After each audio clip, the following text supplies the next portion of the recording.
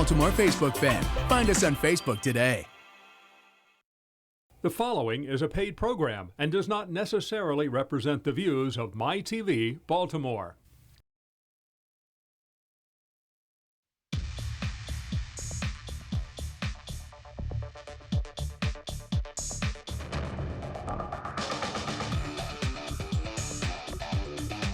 Hi, welcome to Straight Talk. It doesn't matter where you live in this country.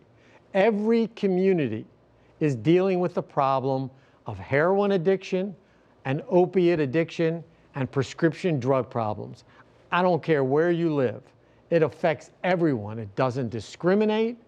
Whether you're young, whether you're old, rich or poor, we are going through an epidemic in this country of prescription drug abuse that's also leading to heroin addiction. So today on Straight Talk, we're going to take the whole show. We're going to talk about prescription drug abuse, talk about treatment, talk about addiction. What can we do to help the people that we care about? And joining me is Karen Moore, who is a social worker, a therapist, and an expert in the field of substance abuse. Karen, welcome. Thank you for having me.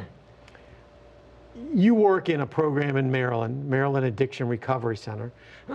Excuse me. And you see this every day. Mm-hmm. Every day. I mean, it's crazy what's going on. Mm-hmm. Let's talk a little bit about prescription drug abuse, because I think some people don't understand getting a prescription and then having it become abusive. Right. Talk a little bit about addiction here. Well, I mean, I think there becomes a heavy focus on opiates, right? That becomes the focus, but there are so many drugs that people are abusing. You know, we look at the ADHD medications, you know, we've got stimulants, we've got benzodiazepines, which are generally used to treat anxiety. So people will take these under the guise that, oh, okay, so it's a prescription, it's safe, a doctor gave it to me, you know, as long as I take it, it's okay. So sometimes we find that people are like, well, it's not working quite like it was, or, you know, they feel really good on it, so they take a little bit more. And that abuse of that drug, taking it not as prescribed, then can lead them into this downward spiral where they can't get off of it. Just because it's a prescription drug, you know, people tend to think legal, illegal drugs. Mm-hmm. That legal drugs are good, illegal drugs are bad, but in reality, when you abuse prescriptions, they're addictive too. Mm-hmm. And people I don't think really realize all the ones you mentioned, from ADD medicine to, you know, tranquilizers to sleep aids. I mean, Ambien, for instance, is one that a lot of people use Ambien to help them sleep, but it's not a safe drug either. Absolutely. Talk about addiction when you talk about all these drugs.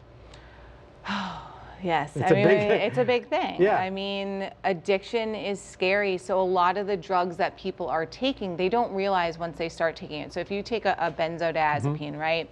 You've got anxiety, you go see your psychiatrist, you're prescribed, you're like, you know, I'm having a really hard time, and you start to overtake it.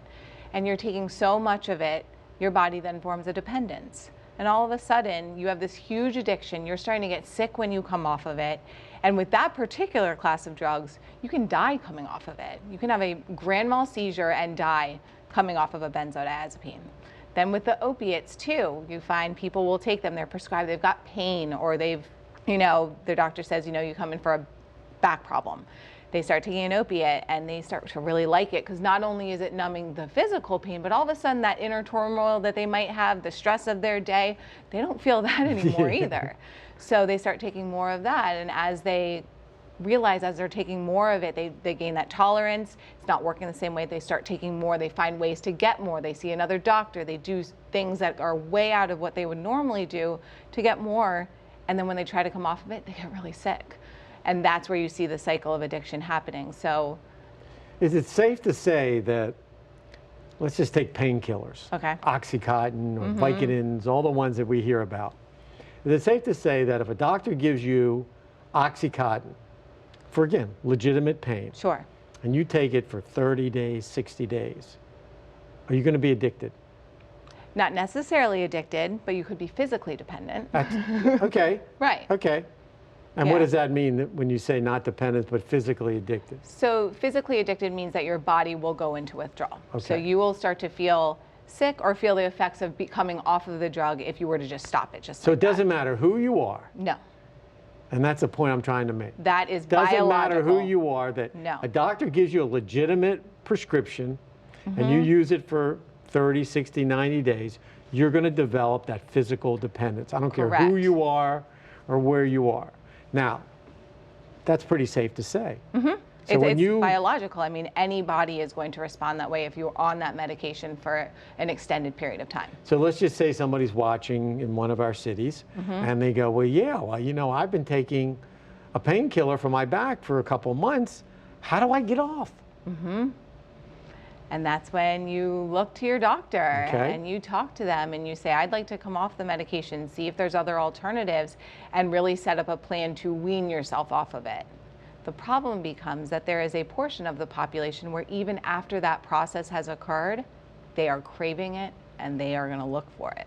And that's the scariest thing, is that people don't realize that just taking that drug and having that physical dependence begin, when they come off of it, the brain is switched and they are going to crave that drug even though they don't need it anymore. So there we have that issue where they're still dependent even though the physical part might be over. Right. Because whatever happened to their brain, or as you said before, maybe it made them feel good, and now they're looking, they can't get their prescription, so then they do what? Turn to heroin. It's crazy. Yeah. Hey, that's what or they buy the drug, they buy the prescription drugs on the street. It's extremely expensive. It's like we watch the process happen. People usually start on prescriptions and move to heroin because it's cheaper and it's available. So even though legitimately, and this is the important part here, they got a legitimate prescription, they got off physically, but there's some people are still dependent. Correct. That's psychologically, that leads them to keep wanting to use. Absolutely. And then they start the physical part all over. You know, and then they're going to, you know. So hopefully, well, we're going to take a break, but this is fascinating because I think this is what people need to hear, because this is going on all over the country. Absolutely, everywhere. This level of addiction that we're creating. And people are dying. Yeah, we see it every day. Overdose, more people are dying of overdose than car crashes.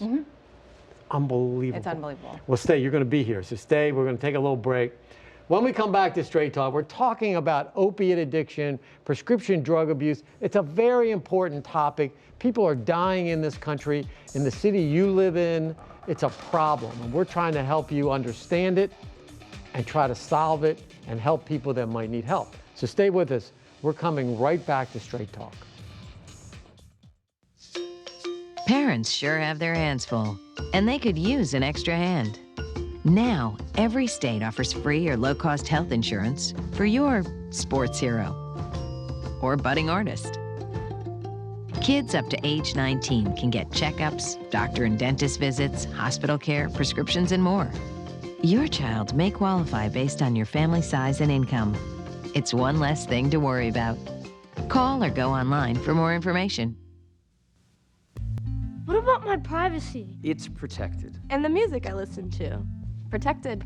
What about how I wear my hair? And the things I say and write? The Constitution protects your rights. It isn't an old, fading piece of paper. It's a living document. The Constitution says there are 3 branches of government. So we're kind of like the 4th branch of government. We are the future of America. Find out how you could become part of Constitution Day. For me. For all. For real. Constitution Day is every day.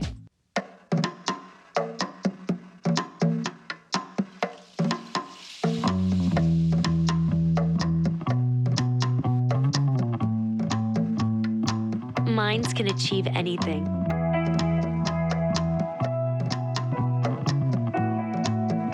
We make sure they get to college.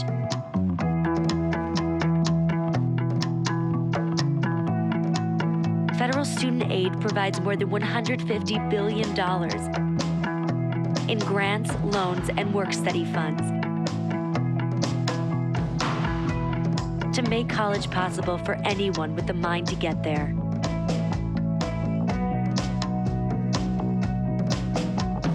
Because if given the chance, minds will do great things.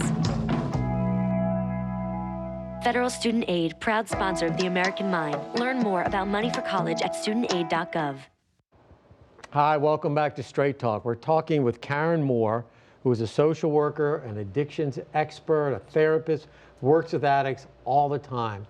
And she's telling us some frightening things about what we already hear about. Prescription drug addiction, heroin addiction, what people are doing to get drugs, how they're getting hooked, and we're learning a lot. So hopefully you're paying attention, because this information may help you or someone that you care about. Karen, let's keep talking about this, because the role of physicians, because when we talk about prescription drug abuse, we're not talking about drugs coming in from Bolivia and Peru and Mexico. No. We're talking about drugs that we get from our doctors. And we trust doctors, especially our senior citizens. I mean, they totally trust doctors. They have to. So, you know, so we believe what they tell us. And they're giving us some of these drugs, and as you said earlier, they're getting addicted. What's the role of the physician that they should do? If you had your druthers. Yeah, I mean, I think an important part of being a physician is being educated about what you are prescribing and is it correct to prescribe this to this particular person. Like actually getting to know your patient. I mean, if you are going to take someone with a long history, family history of addiction, and put them on an opiate, you are taking a risk of that person potentially having addiction come from being on that prescription. And are there other alternatives? Being very aware of what you are prescribing and how much you're prescribing, and is this person really needing this prescription? I think there is a tendency in our society to say, oh, you have a little issue, here's a pill. Let's make it better. Instead of actually getting to know the person and finding out, like, maybe they don't need something as strong and as potential to have an addiction come from I mean, it. this prescription drug problem came from somewhere. You know, if we were looking at heroin or cocaine, we would be blaming, you know, a different country for shipping in these drugs, or the drug gangs. But prescription drugs are coming from our doctors. And as you said in the first segment, that people are going to get addicted no matter what, legitimately, then the question becomes, how do we get them off? And if the physicians aren't doing it, these people are out there on their own. Absolutely. I mean, what we'll see is that, you know, you'll take someone who gets on opiates. They have a legit pain issue. They go to their doctor. They get prescribed. They love it. For whatever reason, is the answer to all their problems, all their stress, all their pain. Everything's gone. They feel completely numb and they feel wonderful. And they want more. They will seek out another doctor. Well, you know, I need a little bit more. This doctor's not prescribing enough, and they will start to doctor shop. Doctor that's what they call shopping, it. that's where they come from. Doctor shopping is what they call it. And, you know, over time, doctors can become aware that this is happening, and they cut them off, just like that. And this person is left with completely going to go into withdrawal, is going to be incredibly sick, and then you're left with a person completely addicted with no resources. Where do you think they're going to go? They'll go to the streets, they'll find more prescription drugs than. And that's where we're seeing this heroin increase. Of course. A lot are coming from prescription drugs. Yes. And then they go to heroin, and they don't probably, you know, the purity is up, the quality is up, and people are overdosing like crazy.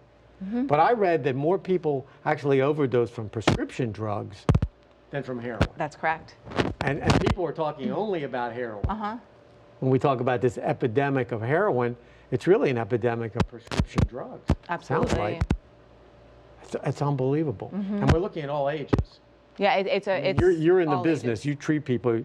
Is that what you're seeing? All ages. You know, we don't treat the adolescent population, but, you know, from 18 up to, I think our oldest patient has been maybe 75 years old. It's across the board, all ages. It's amazing. I mean, our senior citizens, I mean, they get prescriptions for everything. And then they misuse it. And they're mixing them together, or they forget to take it, or they take too much. Absolutely. Well, with age, obviously, comes more medical issues and also the potential for cognitive decline, where they're going to take their medications inappropriately. They might have drug interactions. Also, we've found that drug interactions can cause like adverse reactions, and then the doctors will treat the adverse reactions with something else, and they end up like really physically harming these people, not really taking a look at what's going on with them. When we talk about our seniors, they really trust doctors a lot. So as we keep talking about this, it just seems that there's more and more responsibility falling on our physicians. And maybe we need to educate them more, or have them link in with a drug treatment center, something. but also the role of the patient. Mm-hmm. Maybe they need to ask, like, doctor, I'm going to get this surgery. What are you going to give me for my pain? Absolutely. Because it's really about pain, isn't it? Mm-hmm. Yeah, I mean, I think it's also, you know, we put a lot on the doctors too, but it's also the role of you. You're going to be putting things into your body to ask the questions. What's the likelihood that this medication could harm me? What's the likelihood of addiction? Could I get dependent on it? What does it mean? What happens to my body? And kind of being a collaborative effort with a doctor to make sure that you are just as informed as they are educating you. So questions that the patient, I mean, hopefully they'll be listening to shows like this and learning that when you go in for surgery or when you have pain, I mean, I think it's really about pain, and you want relief from the pain, you're going to end up getting a narcotic. Correct. You're going to get something that could be addictive. Yes. Be aware of it. You need to understand that. Exactly. Understanding the risks that you're taking when you do have a surgery, you know, knowing what it does to you physiologically and like how long does it take to become dependent on it? How long do you really need it? And really being educated yourself to not set yourself up to take too many risks if you do in fact need to go on a narcotic medication. Because that addiction then takes over. It takes over. And then you're in trouble. Great. Okay, we're going to take another break. I want to talk about treatment. What do we do to help those people? Absolutely. When we come back. We're talking about opiate addiction. We're talking about how do we help those people that we love or care about not get addicted when they go to the doctor for pain pills. So stay with us. We're coming right back to Straight Talk. This is Anthony. Anthony is wanted everywhere. Anthony's on my team. No, he's on my team. Anthony? 5. Good answer. Anthony, will you sit here and play for me? Sure. Yes, Anthony is wanted everywhere. Well, almost everywhere. Because recently, when Anthony went with his parents to find a new place to live... It's already rented. I just spoke to this guy a half hour ago. How can his parents tell him the color of their skin is keeping them from this apartment? It's not just unfair, it's illegal. I'd like to file a complaint. So Anthony's parents filed a housing discrimination complaint. And now, they have a wonderful place to live. If you've been trying to buy or rent a home or apartment and you believe you've been discriminated against because of your race, color, religion, national origin, sex, familial status, or disability, call HUD at 1-800-669-9777 or visit hud.gov/fairhousing. Fair housing is your right. Use it. Do you want to know what it's like to be a teen? Let me tell you. Your so-called friends who you've grown up with and known forever have now decided that you are not worthy of their company. And the person that you're dating, well, they made it very clear that what they expect out of the relationship and what you expect are two very different things. And your parents, well, your parents, they worry about how you're doing in school, but sometimes they just don't get everything that you're going through. And your sister, well, gotta love family. She's decided that the only way she can exist and be happy in life is by making you miserable. Sure, it's not like this all the time, but enough that sometimes you need help. And that's why there's yourlifeyourvoice.org. 24/7, they're ready to talk, to listen, and to provide the help that you're looking for. They're always there, always ready. You want to change your life? Take the first step. It's your life, it's your voice. Use it. yourlifeyourvoice.org. Hi, welcome back to Straight Talk. We're talking about opiate addiction, prescription drugs, heroin addiction. It's affecting every city in this country. It's affecting your city, your community. People you know, people you care about may be addicted. It's not the same stereotype of a heroin addict that you think about. We're with Karen Moore, who's telling us it's not just that. You are an expert. This is what you do. You see people who have drug problems every single day.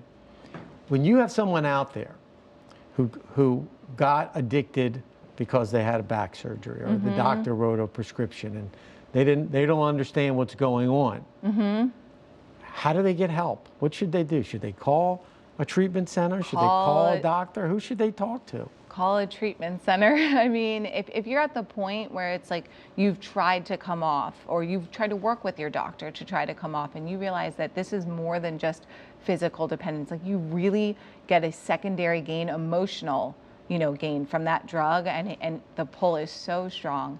Call a treatment center, have help getting off of it. Really learning about how to treat that addiction, because it's kind of the only way to stay off of it is to look at why you liked it so much in the first place. But when we talk about doing it yourself, probably not very successful. Not very successful, unfortunately. We see a lot of people try to do that, and they end up coming to us saying, I tried to do this a million times by myself, and it's just not working. And so when you get somebody with opiate addiction, how do you get them, how do you get them off? One of the things that we do use, we'll do a Suboxone, sort of a detox protocol, so to speak, and have them, it's a blocker mixed with an opiate, and it allows them basically to not go experience the withdrawal symptoms.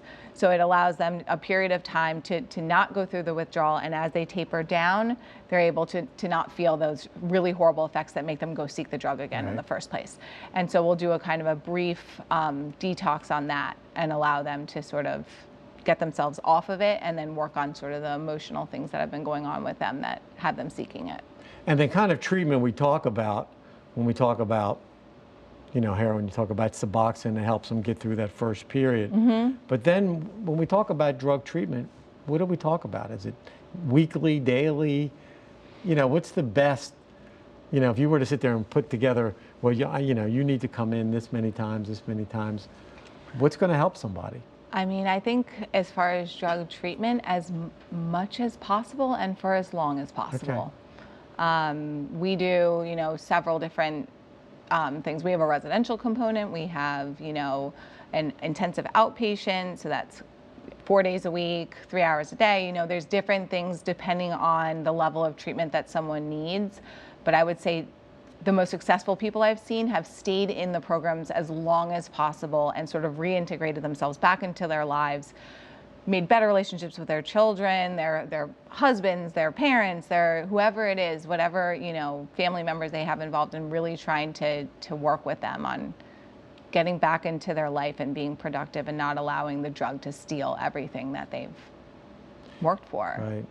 So seeing a counselor once a week for an hour probably isn't going to do it. It's probably not going to do it. Lots of people like to think it would, though. They do. I know, and that's what I think what happens is people go, well, I'm seeing a counselor, for an hour a week, but you're talking about somebody who is addicted. Absolutely. And the benefit, too, of going to treatment is that you're around other people that are all experiencing something similar. Different drugs of choice, yes, but a similar... lots of similar behaviors, lots of similar feelings, and you get that sort of camaraderie of I'm not in this alone. And that's a really, really crucial part of the drug treatment. I think with the awareness about heroin now, we have presidential candidates talking about their family members who have died, who have been addicted to different drugs. I mean, it just seems like, we've gotten rid of the denial out there, that people realize it's okay to say you have a problem or someone in your family. And now the next step is treatment. How do we get them help? Now, obviously there's probably not enough out there, but at the same time, they need to make that next step, and that's what people need to do. So what do you suggest? We've got people watching all over the country. Should they just look up a local treatment center, get in touch with a counselor, get an evaluation done? What I would say, yeah, even just getting an evaluation done. If you're concerned about a family member, really talking to them frankly about what's going on, what they observe. If it's the person themselves seeking it, of at least getting an evaluation to find out what is available to you in your area. Sometimes people will leave their area because being close to home is too difficult. But really just accessing any treatment center that'd be willing to talk to you and get your foot in the door somewhere of someone who can help. And that evaluation will help determine what level of treatment. Yeah. How long you need to be, how much do you need per day? Do you need to be an inpatient? Do you need partial hospitalization? Do you need intensive outpatient? Someone who's a professional can tell you, what I'm seeing is probably that you need this level of care. And that's really helpful for someone to understand, wow, sometimes people don't realize just how bad it is. And there's certified treatment centers all over the country, I would imagine. Everywhere. And getting that evaluation, It's like going to the hospital ER. Correct. And then you can't assume somebody needs residential inpatient before you do that. So the evaluation is number one. Number one. And then you need to follow through with whatever they recommend. Exactly. The biggest thing is follow through. I mean, people come in so desperate, but then have difficulty sticking with a treatment protocol. So that's the one thing I can say. If you do end up getting a loved one into treatment, of really supporting them and saying you need to stick this out. Because people will leave before they get a chance to really see that recovery is not this horrible thing, and that's actually really beautiful. And the family's involved too, right? Uh-huh. Yeah. We involve families 100%. You know, I think a lot of families, we see a ton of secrets. And people have protected the addiction or enabled the addiction, give money, you know, do things because they think they're helping, and in fact, they've just made it easier for the addict to keep going. So we really work with families on how to diminish that enabling behavior, to challenge not the person, not, you know, sometimes they'll feel like it's punishment, but we're challenging the addiction when we say, don't give them money, don't give them rides places, don't do these things. It's not helping them. We are challenging the addiction, so it makes it harder for them to keep it. And that's why it's really important to work with families, because they a lot of times they don't know how to best help. So yeah, they mean well. They mean very well. But a lot of times with addiction, it goes against like every maternal and paternal instinct you could ever have in your life. What we tell people is, no, do not do those things, because you're actually enabling them to keep going. Whatever it's called. Mm-hmm. Well, thank you. This is You're great welcome. information. You know, we've got a whole country out there that's suffering from this addiction, and this is hopefully some good information. Thank you so much. You're welcome. Today on Straight Talk, we took on the issue of opiate addiction, prescription drug addiction, heroin addiction, and wanted you to understand the problem and how to solve it. So now it's up to us. If you know someone or yourself has an issue with substance abuse, no matter what it is, pick up the phone, get on the internet, make a call, get help, get that evaluation, because it's not going to go away on its own. And we have a responsibility to try to help each other and help our families. So I want to thank Karen Moore, our guest, and thank you for watching Straight Talk, and we will see you next time.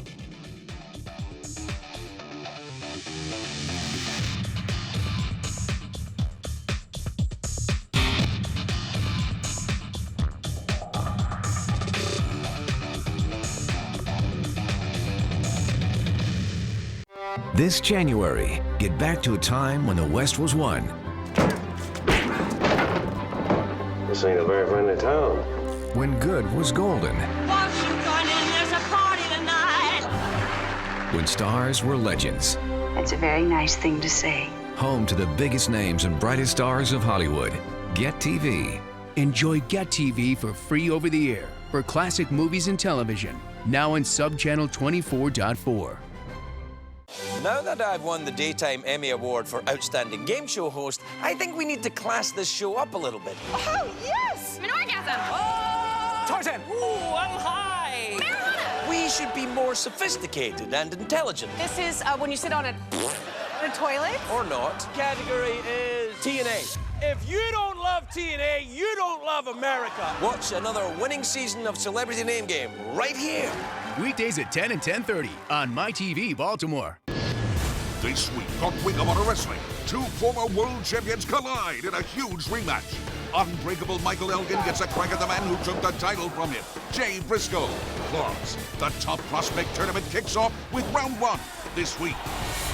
Today at 1 on MyTV Baltimore. Ring of Honor Wrestling is brought to you in part by the Health Alert Hotline. If you have knee or back pain and have Medicare, please call 855-828-9723.